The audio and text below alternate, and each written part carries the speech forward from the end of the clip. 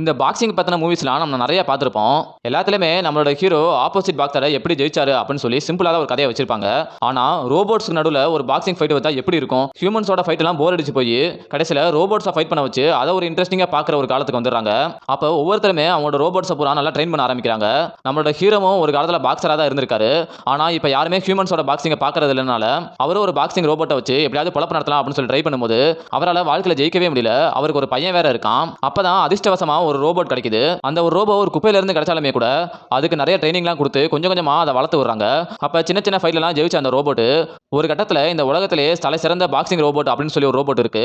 அது கூட போய் சண்டைக்கு போறாங்க. ஒரு குப்பையில கிடந்த ஒரு சின்ன ரோபோட் ஹை லெவல் டெக்னாலஜி இருக்கிற அவ்வளவு பெரிய ரோபோட்டை எப்படி ஜெயிச்சிச்சுன்னு சொல்ற கதை தான் 2011 வெளியான ரியல் ஸ்டீல்ன்ற ஒரு மூவி. உண்மையாவே டைரக்டருக்கு ஒரு மிகப்பெரிய அவார்டே கொடுக்கலாம். ஏன்னா இந்த அளவுக்கு ஒரு டிஃப்ரெண்டான ஒரு ஸ்டோரி எடுத்ததுக்காக படம் பார்க்கறக்கே செம்ம ஃபேண்டசியாவும் இருக்கும், செம்ம என்டர்டெய்னிங்காவும் இருக்கும். தமிழ் டப்லயே அவைலபிளா இருக்கு. மறக்காம செக் பண்ணி பாருங்க.